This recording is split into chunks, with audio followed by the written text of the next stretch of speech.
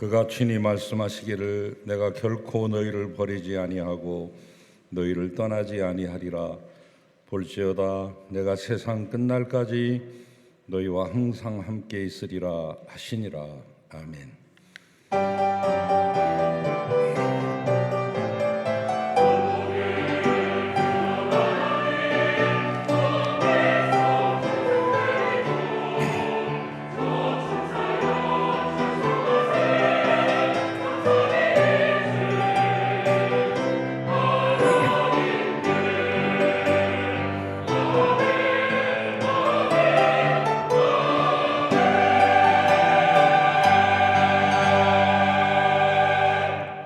하나님 아버지, 부활절 셋째 주일을 맞이하여 마음 모아 드리는 이 예배 가운데 임재하셔서 당신의 백성들이 올려드리는 존귀와 영광과 찬송을 받으시옵소서.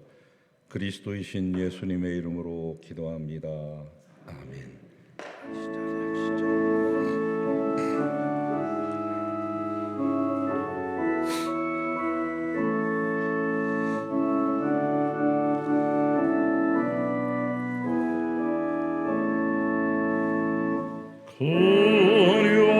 그리워하신 주 이곳에 오셔서 이 모인 자들로 그 백성 삼으사 그 중에 항상 계시고 그 중에 항상 계시고 그 영광 나타내 소서.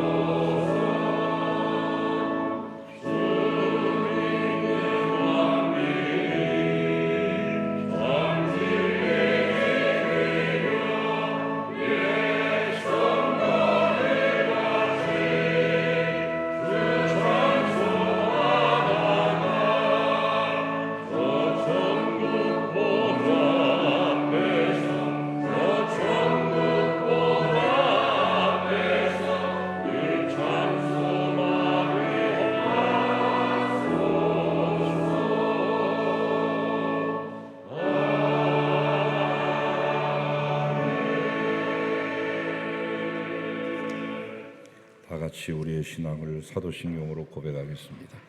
전등하사 천지를 만드신 하나님 아버지를 내가 믿사오며 그 외아들 우리 주 예수 그리스도를 믿사오니 이는 성령으로 잉태하사 동정녀 마리아에게 나시고 본디오 빌라도에게 고난을 받으사 십자가에 못 박혀 죽으시고 장사한 지 사흘 만에 죽은 자 가운데서 다시 살아나시며 하늘에 오르사 전능하신 하나님 우편에 앉아 계시다가 저리로서 산자와 죽은 자를 심판하러 오시리라. 성령을 믿사오며 거룩한 공예와 성도가 서로 교통하는 것과 죄를 사해 주시는 것과 몸이 다시 사는 것과 영원히 사는 것을 믿사옵나이다. 아멘. 하나님이여 주는 나의 하나님이시라. 내가 간절히 주를 찾되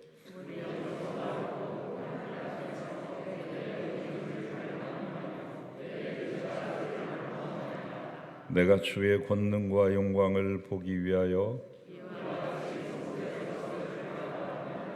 주의 인자하심이 생명보다 나음으로 이러므로 나의 평생의 주를 송축하며 골수와 기름진 것을 먹음과 같이 나의 입이 기쁜 입술로 주를 찬송하되 내가 나의 침상에서 주를 기억하며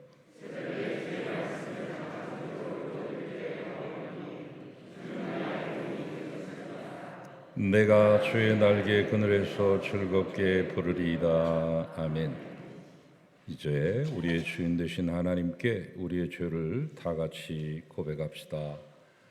부활의 감격을 주시고 너는 내 것이라 지명하여 불러주신 하나님, 오늘 또 보배롭고 존귀한 자로 세우셔서 예배의 자리에 나와 찬양과 경배를 드리게 하시니 감사합니다. 그러나 끝까지 사랑하시는 주님의 사랑을 받은 저희들은 이웃을 사랑하지 못했습니다.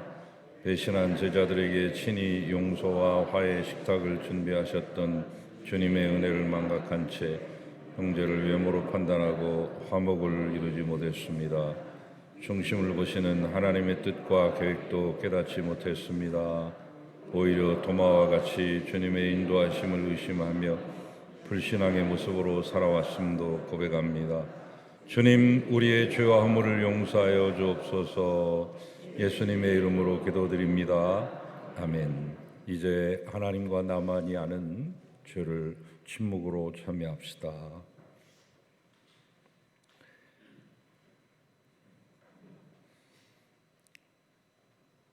교우 여러분, 하나님의 기쁜 소식을 믿으십시오. 예수 그리스도 안에서 여러분은 용서를 받았습니다. 이제 이 동일한 기쁨을 여러분들의 자매와 형제와 주변의 이웃들에게 전해 주십시오.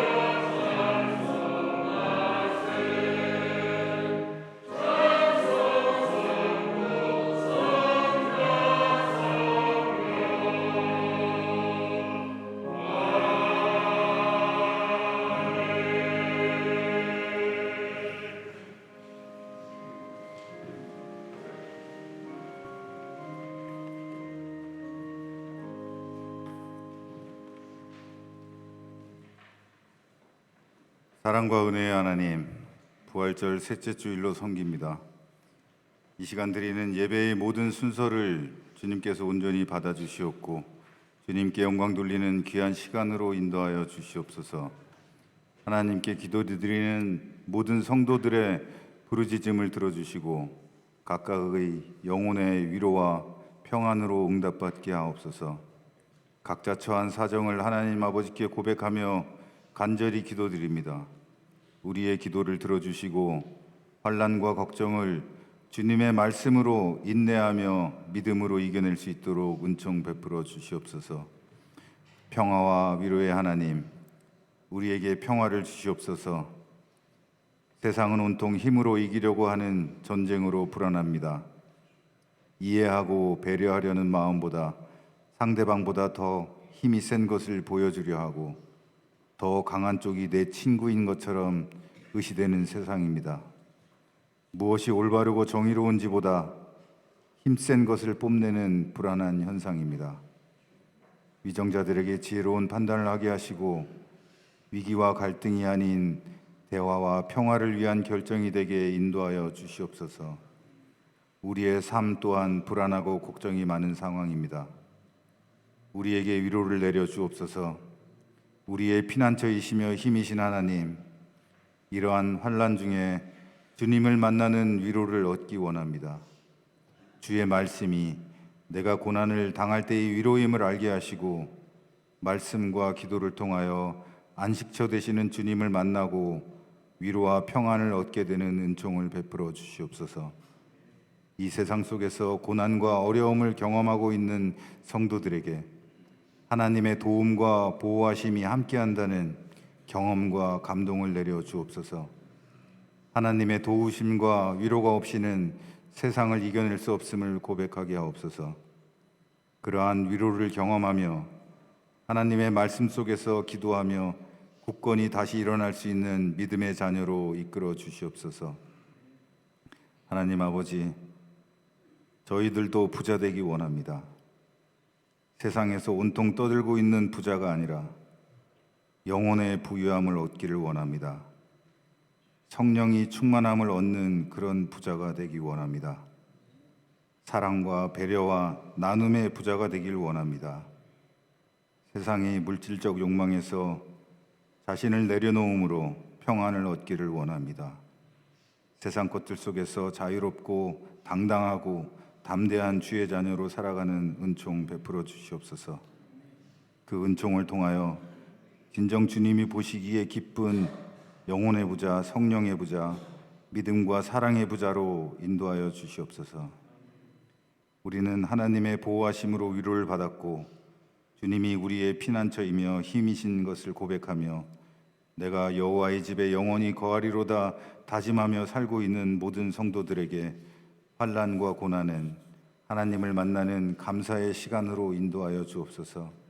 그 기도의 시간을 통하여 하나님의 평안과 위로를 경험하기 원하오니 은혜 내려 주시옵소서. 송암교회를 위하여 기도합니다. 어려운 환경 속에서도 이 자리에 세우신 송암교회를 통하여 주님의 사업을 위해 기도하고 헌신하는 많은 성도들과 봉사자들에게 은총 베풀어 주시옵소서. 담임 목사님부터 집사님, 권사님, 장로님 모든 직분을 받은 이들이 그 직분에 충실하기를 기도합니다. 주님의 말씀에 순종하며 주님의 일을 하기에 부족함이 없기를 원합니다. 개인의 주장이 아니라 주님께서 알려주신 방법으로 주님의 뜻에 따라 행하며 함께하여 선을 이룰 수 있게 하옵소서. 자신을 의지하지 않고 하나님의 뜻을 분별하고 행할 수 있는 지혜를 주시옵소서. 오늘 진행하는 청년회의 야외 예배와 준비하고 있는 평화의 나눔잔치, 마르다 마리아 회의 수련회 등 모든 교회 행사의 과정과 진행을 주님께서 주관하시고 인도하심으로 은혜 충만한 시간으로 인도하여 주옵소서. 교회에 있는 많은 환우들의 건강을 살펴주시고 영육간에 더욱 건강하게 속히 회복시켜 주시옵소서. 교회를 위해 맡은 바 자리에서 봉사하는 많은 분들의 손길을 기억하시고 힘들지 않게 지켜주시며 큰 은혜와 축복으로 위로하여 주옵소서. 이 시간 드리는 모든 성도들의 간절한 기도를 들어주시고 주의 말씀이 고난 중에 큰 위로가 되는 줄 믿사오니 환난 중에 만나는 주님의 위로를 경험하게 하옵소서. 그를 통하여 세상을 이겨내고 감사함으로 승리하는 삶으로 인도하여 주시옵소서. 말씀 전하시는 목사님의 설교를 통하여 주님의 위로와 삶의 힘이 되게 하시옵소서. 정성으로 준비한 시온성가대의 찬양을 기쁘게 받아주시옵고 그 찬양이 모든 대원들의 마음으로 드리는 신앙 고백의 귀한 은혜의 시간 되게 하옵소서. 우리의 피난처 되시며 힘이시며 환난 중에 위로가 되시는 우리 주 예수 그리스도 이름으로 간절히 기도드립니다. 아멘.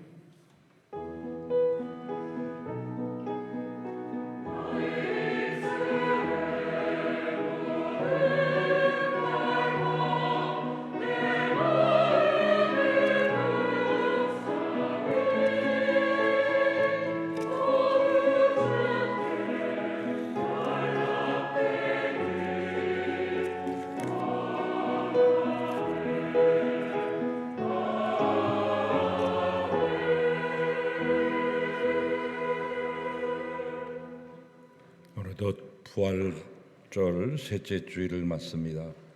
이번 한 주간도 하나님께서 주시는 은총과 주 예수 그리스도께서 허락하시는 평강이 여러분과 여러분 가정과 삶 가운데 함께 하시기를 바랍니다. 샬롬.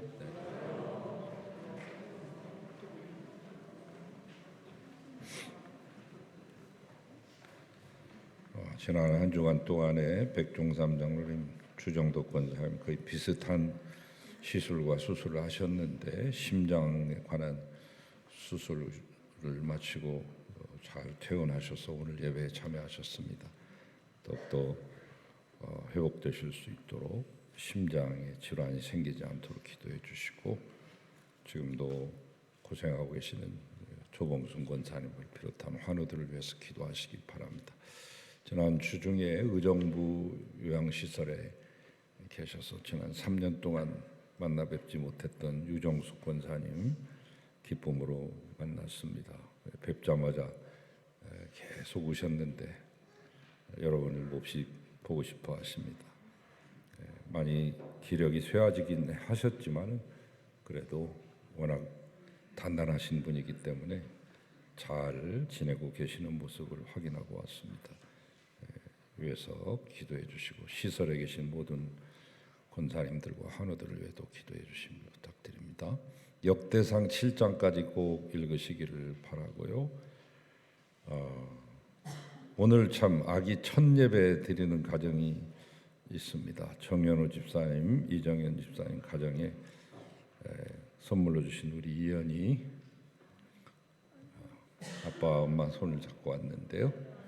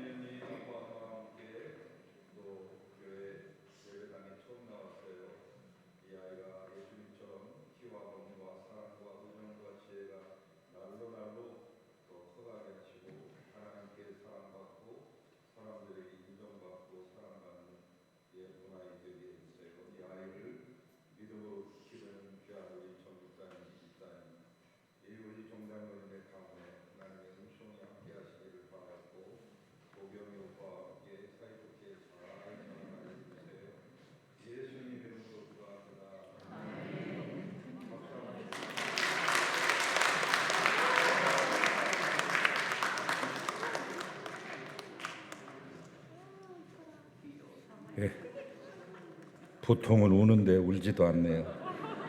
아이고, 장합니다. 한국 기독교 가정생활협회라고 하는 것이 있습니다.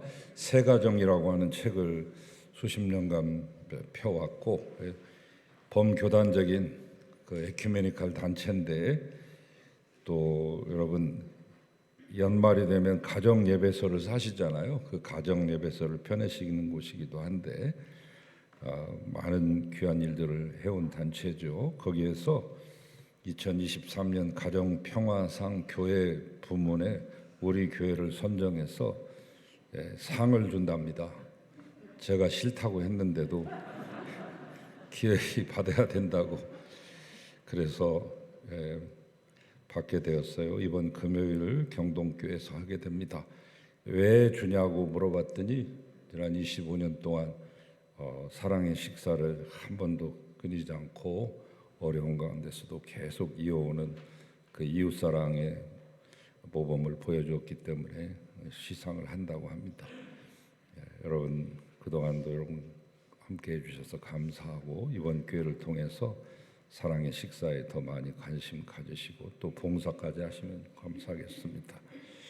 여신도 회원들이나 또 사랑의 식사위원회 위원들 화요일마다 와서 애쓰시는 분들도 이날 시간이 되시면 함께 다녀오시면 좋겠습니다. 전국 장로회 연합회에서 이 캠페인을 하고 계셔요. 연합회가 결성된 지가 벌써 42회 지난 것 같은데, 해마다 교회 달력을 제작하셔가지고 거기 수익금으로 국내와 국외에 교회를 개척하고 또 설립하고 건축하고 또 선교사까지 파송하면서 돕는 귀한 일들을 잘 감당해오고 계시죠. 그런데 이번에 환경의 날인 6월 5일까지 오늘부터 시작해서, 오늘이 지구의 날이거든요. 그 환경의 날까지 7주간 탄소 중립 실천의 방안으로서 실천 운동을 하자, 그렇게 해서 여러분 주보에다가 삽입해 드렸죠. 7주까지 쭉 되어 있는 그 모든 것들을 우리가 사실은 다 실천하면서 살아야 되지만 사람인지라 또 못하는 것도 있을 겁니다. 여러분이 하실 수 있는 것을 찾으셔서 한 가지만 하셔도 우리가 큰 지구 온난화와 이 창조 질서가 파괴되는 이 시점에서 우리 지구를 보존할 수 있고 우리 후세들에게 귀한 환경을 물려줄 수 있는 그런 일들을 하시는 게 되겠습니다. 다른 거 큰 운동을 해야만 잘하는 거 아니고 이 중에 하나만 하시더라도 큰 일을 하시는 거라 생각하시고 꼭 실천하실 수 있기를 바랍니다. 평화의 나눔잔치 제29회를 맞이하는데 5월 첫 주일에 시작하겠습니다. 판매 가능한 의류나 물품들 있으시면 기증하시고 또 교육위원회에서 특별히 품을 팔아가지고 또 열무김치를 맛있게 담궈서 또 판매를 한다고 하니까 여러 가지 모양으로 함께 동참해 주셔서 올해도 우리 교회와 우리 지역에 있는 분들을 선정해서 잘 도울 수 있도록 기도해 주시고 참여해 주시기 바랍니다. 여신도 각 분의 원래 예배 후에 지정된 장소 흩어지셔서 모이시고요. 오후에 우리 청년 신도들이 야외로 관광지로 놀러 가는 게 아니고 야외 예배를 통일의 집 문익환 목사님 그 사택을 이제 통일의 집이라 이름을 해가지고 거기서 통일 교육을 하고 통일의 정신을 이어가고 있습니다. 우리 청년들이 뜻깊은 야외 예배를 갖는 만큼 좋은 발걸음 될 수 있도록 기도해 주시기 바랍니다. 캄보디아 3차 모임 오후 4시로 되어 있습니다만 1시간 앞당깁니다. 3시 세교우 영접실로 모이시기 바랍니다. 젊은 가정 모임 오늘 오후 4시 카페 오전에서 모이겠습니다. 마르다 수련회 화요일에 있습니다. 마리아 수련회 토요일에 있습니다. 정기당회 다음 주에 있습니다. 기도해 주시기를 바라고요. 124회 정기노회 서울 북로의 정기노회 내일과 모레 준비 모임과 본 회의로 이렇게 이어지겠습니다. 한신대 신대원 채플실에서 있겠습니다. 기도해 주시기를 바랍니다. 이제 예물 드리겠습니다.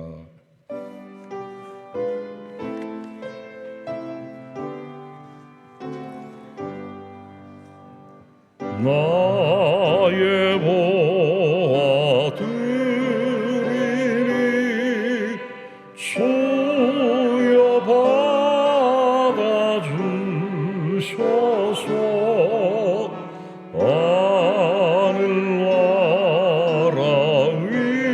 위하여 주 뜻대로 쓰소서.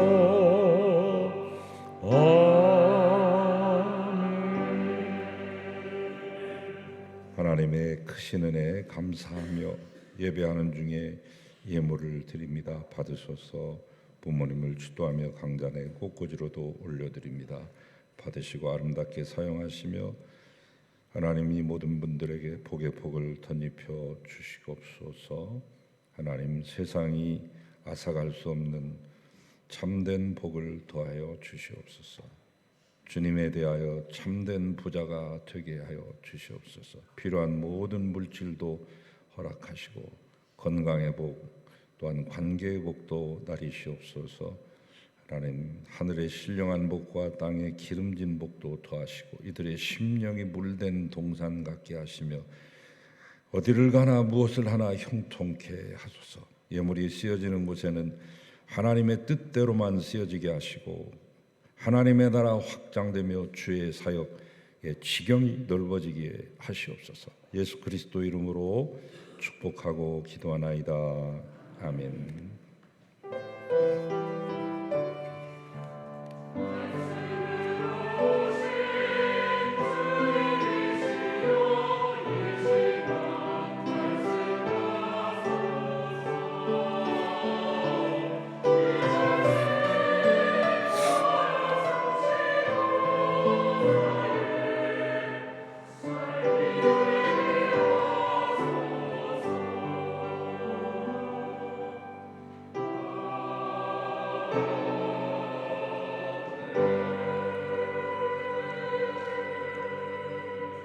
이제 하나님의 말씀을 받겠습니다. 오늘 우리에게 주시는 하나님의 말씀은 마태복음 27장 46절의 말씀입니다.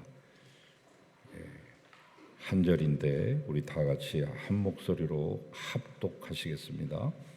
제 9시쯤에 예수께서 크게 소리질러 이르시되 엘리 엘리 라마 사박다니 하시니 이는 곧 나의 하나님 어찌하여 나를 버리셨나이까 하는 뜻이라. 아멘.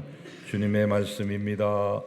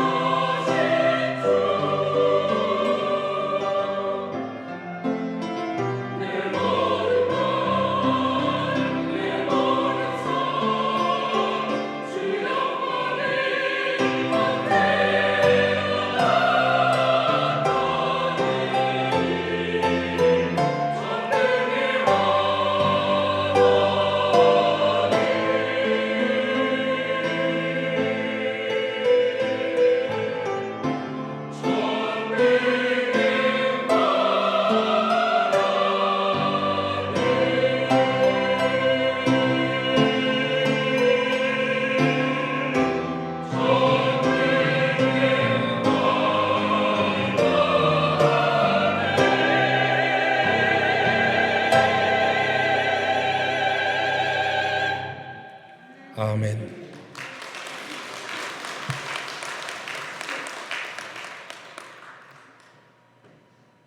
존재하실 뿐만 아니라 전능하신 아버지 하나님을 찬양했습니다. 영광 받으시옵소서. 사랑하는 시온 성가대 가운데 은총 베풀어 주시고 언제나 하나님과 가까이 하게 하시며 친밀하게 하시고 주의 음성 들으며 주께서 주시는 힘을 따라 찬양하게 하소서. 새 노래의 주인공 되게 하소서. 하나님 말씀에 귀를 기울이는 사랑하는 모든 성도님들에게 은혜를 더하여 주시기를 비오며 부족한 종은 능력 없사오나 성령님의 힘을 의지하오니 도와주시옵소서. 예수 그리스도의 이름으로 기도합니다. 아멘. 2년 가까이 지속되고 있는 주일 낮 예배 설교는 마태복음 연속 강해 설교입니다. 거의 그 끝이 보이고 있죠. 십자가상에서 예수님이 남기신 7마디의 말씀을 따라가고 있습니다. 그 가운데 오늘은 이제 세 번째 시간이 되겠습니다. 십자가는 하나님과 인간이 만나는 자리였습니다. 십자가는 예수님의 인성과 신성이 정면을 충돌하는 사건이었습니다. 십자가는 하나님의 거룩하심과 인간의 추악함이 맞닥뜨리는 결투의 장이었습니다. 십자가는 하나님의 사랑과 인간의 죄악이 다투는 장소였습니다. 오늘의 이 본문, 이 짤막한 이 외마디 외침과 같은 이 말씀이 이 사실을 유감없이 역력히 보여줍니다. 엘리 엘리 라마 사박타니. 아람어죠. 성경은 아람어가 많습니다. 왜냐하면 그 당시 통용되는 일상 언어였기 때문에. 히브리어가 있는데 웬 생뚱맞게 아람어입니까?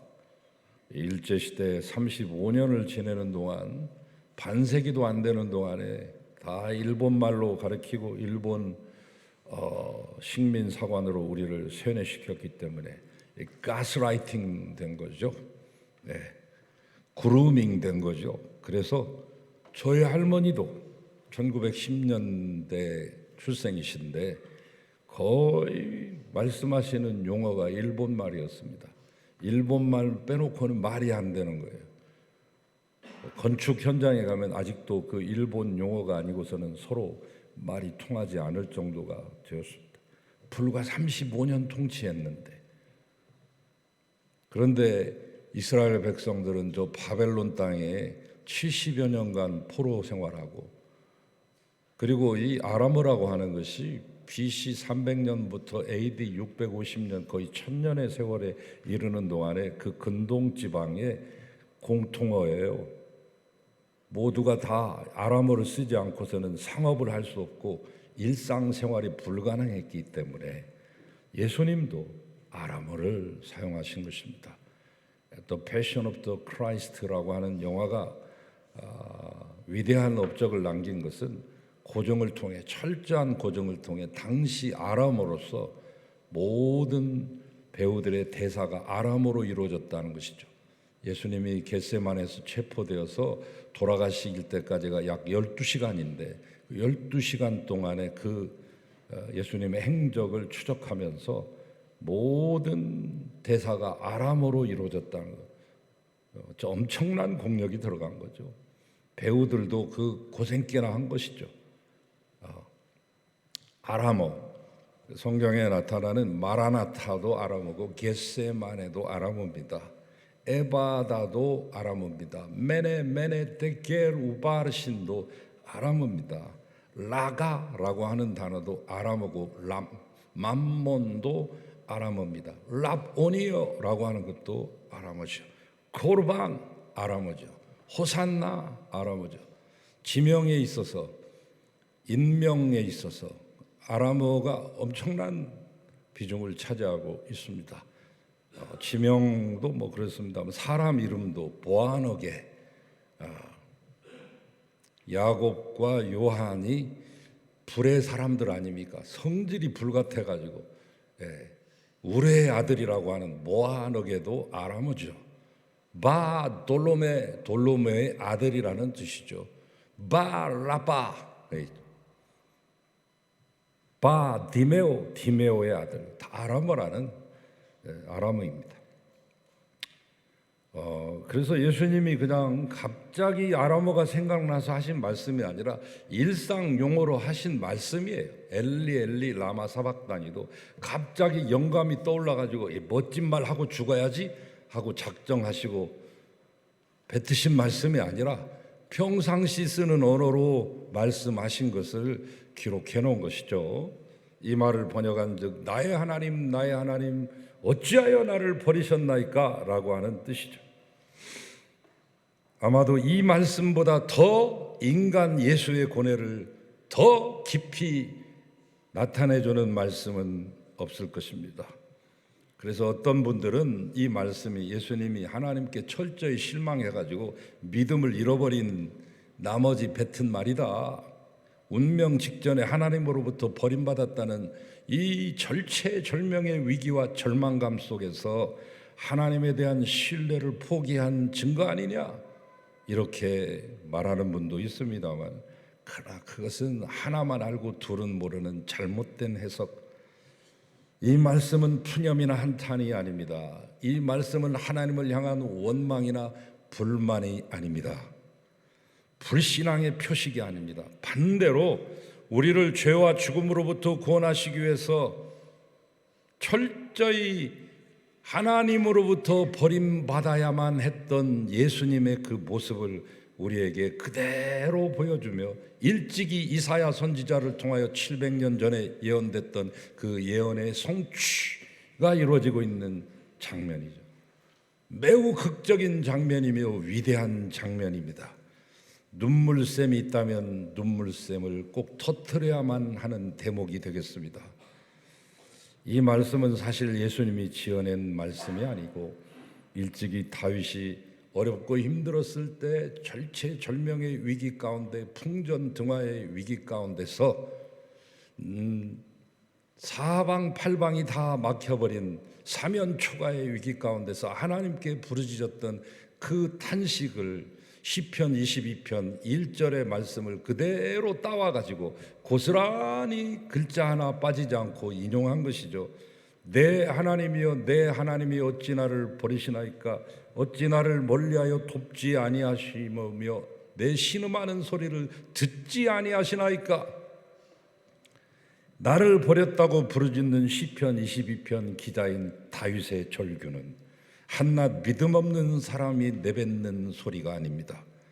정반대로 하나님에 대하여 너무나 많은 것을 기대했던 사람이, 그리고 여전히 기대하고 있는 한 사람이 하나님을 향하여 외치는 마지막 울부짖음인 것이죠. 그로부터 약 1000년이 흐른 뒤, 다윗이 울부짖었던 그 울부짖음의 1000년 뒤 예수님께서 십자가에 달려 절규하실 때 이 문구가 인용되는 것입니다. 예수님 역시 하나님에 대해 너무 많은 것 기대했는데 이제는 모든 인간적인 소망이 끊어지는 순간이기에 울부짖었던 것입니다. 여기에 100% 인간인 예수님의 고뇌가 절정을 이루고 있습니다. 그래서 저는 이 설교의 소제목을 말하라고 한다면 고뇌의 절규라고 붙이고 싶습니다. 고뇌의 절규. 여기에 초점을 맞춰 말씀 전하겠습니다. 그러나 하나님은 아들 예수님을 철저히 버려야지만 당신의 구속사역이 완성될 수 있다는 것을 알고 계셨습니다. 따라서 예수님이 왜 나를 버리느냐고 부르짖었던 것은 하나님과의 관계에 있어서 그 본질이나 존재가 버림받았다는 절규가 아닙니다.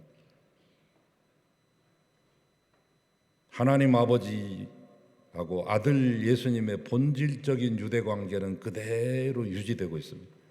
이 울부짖음 속에서도 하나님은 100% 하나님이신 예수님과 긴밀히 연결되어 있는 것입니다.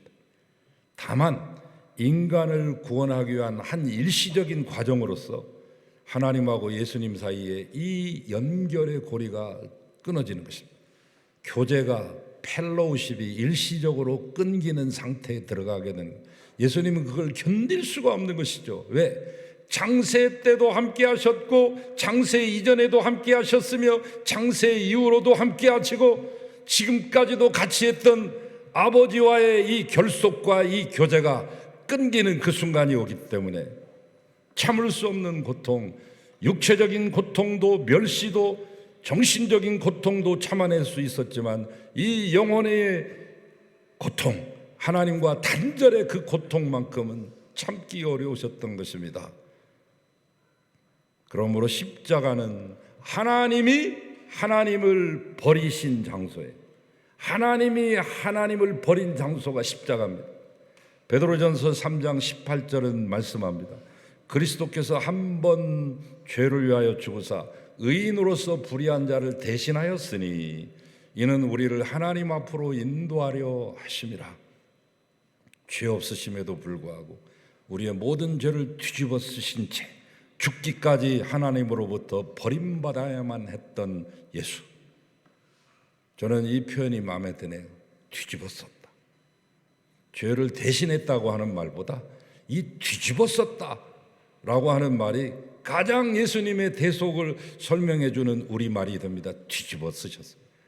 지금까지 살펴본 가상 7원의 말씀들 제가 순서는 약간 바꿨어요.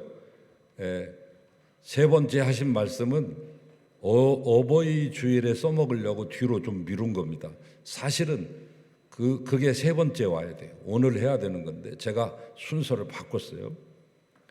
그러니까 아버지여 이들의 죄를 용서하옵소서 저들은 죄하는 일을 알지 못하나이다 라고 했던 첫 번째 말씀과 지난주에 저하고 만나셨던 오늘 네가 나와 함께 낙원에 거하리로다 하신 이 말씀과 요한을 바라보면서 보라 내 어머니다,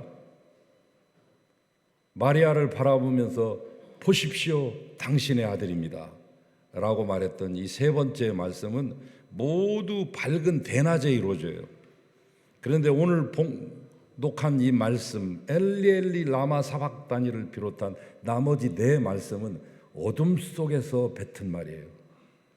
제6시가 되매 온 땅에 어둠이 임하여 제9시까지 계속하더니 마가복음의 똑같은 동일한 기사를 여기서는 15장 33절에서 그렇게 표현하고 있죠. 제6시가 되매 온 땅에 어둠이 임하여 제9시까지 계속되더라. 유대 시간으로 첫 번째 시간은 우리 시간으로 아침 9시예요. 그러니까 유대 시간으로 제3시는 오전 9시예요. 오전 9시부터 십자가에 매달렸습니다. 십자가에 매달려 계신 3시간 동안은 그러니까 정오 12시까지는 대낮같이 환하게 밝았지만 제6시 즉 정오 12시에 갑자기 어둠이 시작됩니다. 이 어둠은 제9시 즉 오후 3시까지 지속됩니다. 다시 말해 예수님께서 우리 시간으로 오후 3시에 완전히 숨을 거두시는 절명의 순간까지 이 3시간은 온 세상이 어둠에 갇히게 된 것입니다. 이렇게 어둠이 세상을 온통 뒤엎고 있을 때 주님께서 나머지 4마디의 최후의 말씀들을 하고 계시는 것이죠. 예수님이 십자가에 달려 계신 6시간 중에 3시간 동안 날이 밝고 나머지 3시간은 칠흑같이 어둡습니다. 왜 갑자기 대낮에 깜깜해졌을까요? 솔라 이클립스입니까? 일식입니까? 아니면 루나 이클립스입니까? 월식입니까? 아닙니다. 자연적인 일식이나 월식의 현상이 아니라 하나님의 뜻대로 이루어진 임시적인 현상인데 성경에서 어둠이라고 하는 것은 언제나 인간의 죄한 하나님의 심판과 관련이 되어 있다는 것. 이 초점을 가지고 성경을 읽으시면 됩니다. 그러므로 한낮에 때 아닌 어둠이 온 땅을 덮었다는 것은 하나님의 아들을 십자가에 못 박는 불의한 세력에 대한 하나님의 심판을 상징하는 것이죠.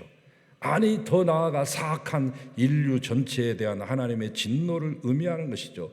더 정확히 적확히 명확히 말하면 이 어둠은 하나님의 아들 예수에 대한 심판을 뜻하는 것입니다.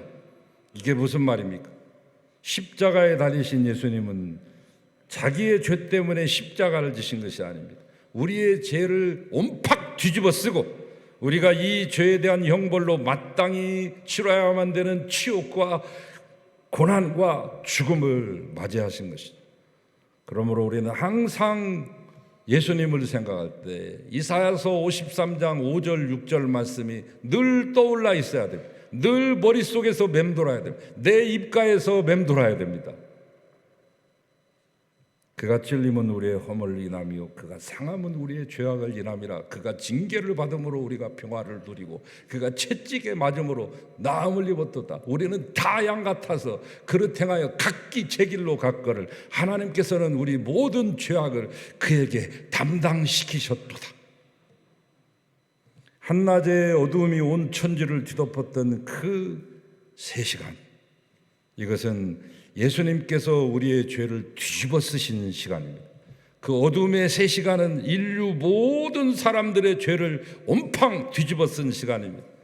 우리의 죄 때문에 우리를 대신하여 하나님의 진노와 심판을 받으신 시간이라는 것입니다. 이 말씀 기억하면서 어둠의 그 사건이 있으니까 출애굽기에 나와 있는 출애굽할 때 애굽에 내렸던 10가지의 재앙 속에 있는 어둠도 여러분 떠올리셔야 됩니다. 이 출애굽 패턴이거든요. 제1 출애굽은 애굽에서의 출애굽이요, 제2 출애굽은 바벨론 포로에서부터의 출애굽이요, 제3 출애굽은 죄와 사망의 세력에서부터 예수 그리스도께서 성령과 새로운 은혜로서 해방을 주신 사건, 십자가의 구속 사건이 제3 출애굽인데 똑같은 패턴으로 되어 있어요. 이 출애굽 패턴을 이해하지 못하면 구약을 알지 못하고 신약을 이해하지 못하는 겁니다. 출애굽에 보면은 그 당시 내렸던 재앙이 뭐예요? 피, 개구리, 이, 파리, 가축, 독종, 우박, 메뚜기 8재앙을 내리신 뒤에 9번째 재앙이 온 땅에 흑암이 가득한 어둠의 재앙이죠.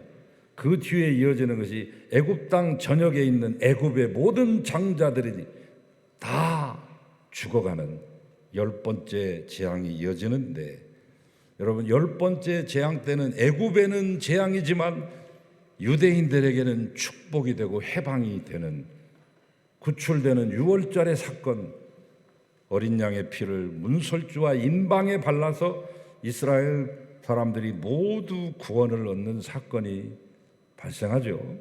생각해 보세요. 지금 예수님께서 한 마리의 어린 양에 대여 우리의 죄를 구원하시기 직전 이 3시간 동안, 정오부터 오후 3시 이 3시간 동안 어두움이 온 천지를 뒤덮었다는 사실을 말입니다. 어두움으로써 애굽 사람들의 죄악에 대한 심판을 나타내셨듯이 어두움으로써 우리의 죄악을 심판하고 계십니다. 그날 그때 정오부터 오후 3시까지의 이 3시간의 어두움은 우리 인류의 모든 죄악을 심판해 버리시는 사건입니다. 그것은 바로 이 어두움 후에 일어나는 사건, 예수님이 십자가에서 못 박히시는 6월절 어린 양 피의 구속의 사건이 일어난 것이죠. 출애굽의 패턴 아닙니까? 출애굽하고 똑같은 패턴으로 이루어지고 있죠. 어두움 후에 장자가 죽었는데 예수님이 돌아가실 때 어두움이 온 세상을 뒤덮으며 심판하고 모두가 죽어야 되는 판이지만 예수님의 보혈의 피로 우리는 다시금 살 수 있는 귀한 축복을 우리에게 주신 하나님의 이 치밀한 계획. 나의 하나님 어찌하여 나를 버리셨나이까. 여러분, 사복음서 중에 오직 이 대목에서만 예수님은 아버지라고 부르지 않고 하나님이라고 부릅니다. 예수님은 항상 기도할 때 아바 아버지요 그랬습니다. 정확히 말하면 아빠 파테르 그랬습니다. 아빠는 아람어요, 파테르는 그리스어인데 아빠라고 하는 말은 우리나라 말도 있지만은 우리나라 말이 저 수메르어의 근간이 되고 수메르어가 히브리어가 되니까 다 일맥상통하는 거예요. 아람어도 아버지가 아빠고 히브리어도 히브리어도 아버지가 아빠고 이 수메르어도 아버지가 아빠입니다. 한국말도 아버지가 아빠입니다. 우연의 일치는 아니고 모두 일맥상통하고 있다는 이 맥을 꿰뚫어 봐야 됩니다. 그리고 그것을 추적할 줄 알아야 됩니다. 이 얘기는 나중에 얘기하겠습니다. 아무튼 평상시는 이 양반이 아버지 이렇게 부르시다가 아버지하고 부자 관계라고 하는 것을 늘 알려주시고 자랑스럽게 여기시고 드러내시던 관계였는데 이때만큼은 하나님이라고 부릅니다. 하나님은 아버지보다 훨씬 더 거리가 먼 호칭입니다. 가까이 하기에는 너무나 먼 당신입니다. 그러면 예수님께서 왜 이 순간만큼은 아버지라고 하지 않고 하나님이라고 하셨을까요? 이것을 알아야 돼요. 이 호칭은 예수님께서 우리의 모든 죄를 뒤집어쓰고 우리와 같은 죄인 되어서 하나님께로부터 완전히 버림받고 있다고 하는 것을 보여주는 증거입니다. 하나님이라는 표현입니다. 다시 말해 지금까지는 아버지와 아들과의 친밀한 교제가 이루어졌으나 이제부터는 그것이 단절된다는 것을 알려주는 호칭입니다. 인간의 죄를 무섭게 심판하신 공의로우신 하나님과 온 인류의 죄를 두 어깨에 짊어지신 예수님 사이에 차가운 법률적인 관계만이 존재하고 있음을 알려주고 있습니다. 사적인 관계는 끊어지고 공적인 관계에 들어가게 됩니다. 여기서 우리는 어찌하여 나를 버리셨나이까 라고 하는 말에 버리셨다는 이 단어를 주목하실 필요가 있어요. 영어로 forsaken인데 내던져졌다, 내박쳐졌다 라고 하는 뜻입니다. 아주 강한 의미. 예수님은 하나님 아버지로부터 완전히 십자가에 내동댕이 쳐졌습니다. 처절하게 버림받았습니다. 마치 남편이 그토록 애틋한 조강지처를 저버리듯이 자식이 부모를 고려장으로 내다버리듯이 하나님은 예수님을 십자가에다가 내버렸습니다. 당신의 아들만을 버리신 게 아니라 온 인류를 버리셨다는 것과 같은 뜻입니다. 예수님만 거기다 못 박아놓은 게 아니라 온 인류를 거기에 다 못 박아버린 것입니다. 그러므로 예수님의 버림받으심은 대리적 버림받으심이에요. 신학적인 용어로는 representative forsaken인데 대리적으로 개인만 버림받은 게 아니라 우리 죄로 말미암아 우리를 대표해서 짊어지고 하나님으로부터 버림받았다는 의미입니다. 우리 인간에 대한 하나님의 진노와 심판을 의미하는 것이죠. 선지자 나훔은 나훔서 1장 6절에서 인간의 죄에 대한 하나님의 진노를 이렇게 기술하고 있습니다. 누가 능히 그 분노하신 앞에 서며 누가 능히 그 진노를 감당하랴. 그 진노를 불처럼 쏟으시리니 그를 인하여 바윗돌이 깨어지는도다. 우리가 지은 죄에 대해서 하나님이 이렇게 막강하게 진노하시는데 바로 예수님께서 우리를 대신해서 하나님의 그 진노를 혼자 감당하신 것입니다. 십자가에 달려 돌아가시기까지 버림받은 것입니다. 내박침을 당하면서 우리를 대신해서 하나님의 진노를 친히 감당하십니다. 미국에서 어떤 사람이 속도 위반으로 판사 앞에 재판을 받게 됐습니다. 100불의 벌금이 물도록 판결이 나왔습니다. 100불 우리나라 돈으로 12만 원 돈 되지만 미국에서의 100불은 그 2배 내지 3배의 그런 체감을 갖게 하는 가치를 갖습니다. 그러나 이 사람은 가난했기 때문에 100불을 즉석에서 낼 형편이 되지 못했습니다. 이를 측은히 여긴 판사가 하지 않아도 될 일을 저지르고 말았습니다. 갑자기 판사석에서 벌떡 일어나더니만 법복을 벗어버리고 이제 피고석에 가서 섭니다.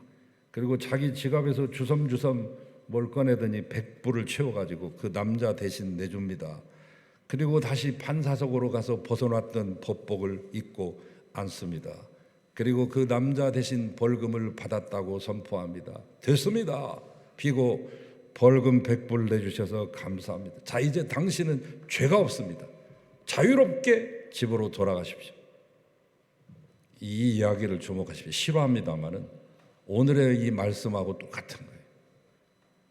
예수님께서 십자가 위에서 고난받으시고 마침내 하나님으로부터 버림받으신 사건이 아까 그 재판 사건하고 똑같은 케이스라는 것을 유념하십시오. 우리가 벌금 물어야 되는데, 아니 이보다 더 큰 벌 받아야 되는데, 아니 마땅히 죽어야 되는데 우리가 그것을 감내할 처지가 못하고 깜냥이 못 됩니다. 그래서 우리를 사랑하신 하나님께서 아들 예수님을 이 땅에 보내셔서 우리 대신 벌금을 물게 하십니다. 그것이 십자가. 우리 대신 십자가에 달려 돌아가시도록 하시죠. 그러므로 예수님이 하나님으로부터 버림받으신 것은 하나님이 하나님을 버린 것입니다. 하나님이 하나님을 버리심으로 우리가 버림받아서 끊어질 것을 막으시죠. 그러므로 십자가야말로 인간을 사랑하시는 하나님의 사랑이 완벽하게 표현된 사건이요 현장임을 믿으시기를 축원합니다. 그리스도 안에 사는 사람은 이제 더 이상 어둠 속에 사는 사람들이 아닙니다. 이미 예수님이 십자가에 달렸을 때 그 3시간 동안 그 어둠 속에서 하나님의 심판을 대신 받아주셨기 때문입니다. 뿐만 아니라 세상의 빛 되신 예수님이 친히 어둠을 몰아내시고 우리를 그 빛 가운데로 손을 잡고 인도하고 계십니다. 그러므로 여러분 절망하고 낭망하지 마십시오. 우리 가운데 길게 들여졌는 이 어둠의 그림자 언제 거칠까 걱정하지 마시기 바랍니다. 안개가 끼었을 때는 안개가 자국에서 그 안개가 미치지 않는 영역이 없이 꽉 빽빽이 차입니다. 언제 이 안개가 거칠고 하지만 태양이 뜨면 언제 그랬냐는 듯이 다 사라지지 않습니까? 정치 지도자들이 서로 싸움 다툼하는 것은 어제 오늘이 일이 아니지만 외교가 굴욕적인 외교로 치달으면서 안보의 문제까지 건드리지 않아도 될 것들을 건드리면서 전쟁을 촉발하는 이러한 행위들은 모든 국민들을 정말로 실망하게 만들고 어둠 속으로 끌고 가고 이제 생명의 위협까지 가져야 되는 참 어려운 현실을 맞이하고 있습니다. 그러나 염려하지 마십시오. 요한일서 1장 15절 하나님은 빛이시라 그에게는 조금도 어두움이 없으시니 이제 우리는 더 이상 어둠 속에 살아서는 안 되고 어둠 속에 살지 않을 것입니다. 주님이 지셨던 골고다의 십자가 하나로 어둠의 세계는 끝났기 때문입니다. 이제 그 빛 안에 거하시면서 주님과 이웃을 사랑하며 살아가시는 여러분 되시기를 주의 이름으로 축원합니다. 주님, 우리가 꼭 그렇게 살게 하시옵소서. 참 빛이신 예수 그리스도의 이름으로 기도하나이다. 아멘.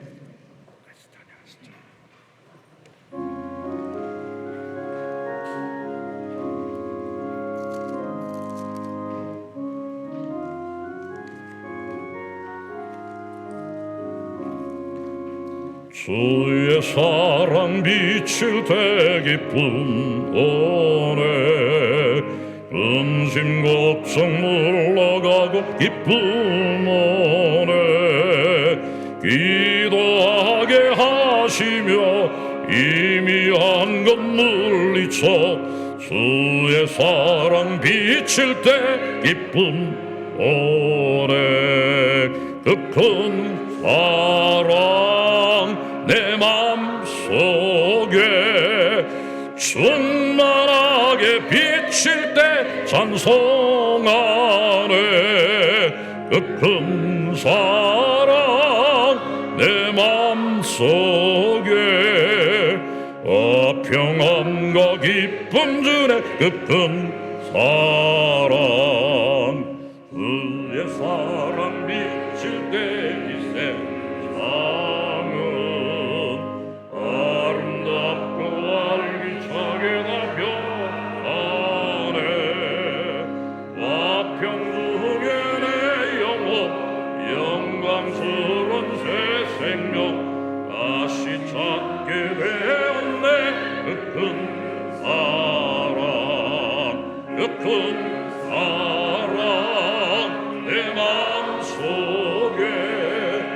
순만하게 비칠 때 찬송하네. 그 큰 사랑 내 맘속에 평안과 기쁨 주네. 그 큰 사랑 주의 사랑 비칠 때 이 세상은 어둠 슬픈 중한 짐이 다 사라져 우리들의 가는 길 밝히 비춰주시며 복을 받게 되하시네. 그 큰 사랑 그 큰 사랑 내 맘속에 순만하게 비칠 때 찬송하네. 그 큰 사랑 내 맘속에 평안과 기쁨 주네. 그 큰 사랑 주의 사랑 비칠 때 그건 죄가 찬란하게 우리 둘러 비치겠네. 세상 모두 이기고 전국 생활할 때도 주의 사랑 비치네. 깊은 사랑 깊은 사랑 내 맘속에 순만하게 비칠 때 찬송하네. 깊은 사랑 내 맘속에 평안과 기쁨 주네. 깊은 사랑 이제는 주 예수 그리스도의 한량없으신 은혜와 아버지 하나님의 끊임없는 확고한 사랑과 우리 안에 거하시며 힘을 주시고 어둠에 질식할 것 같지만 이것이 끝이 아니다 라고 말씀하시며 힘을 북돋아 주시고 손잡아 일으켜 세워주시는 보혜사 성령님의 내주 감화 감동 교제하심이 이제로부터 영원토록 함께 하시기를 간절히 축원하옵나이다. 아멘.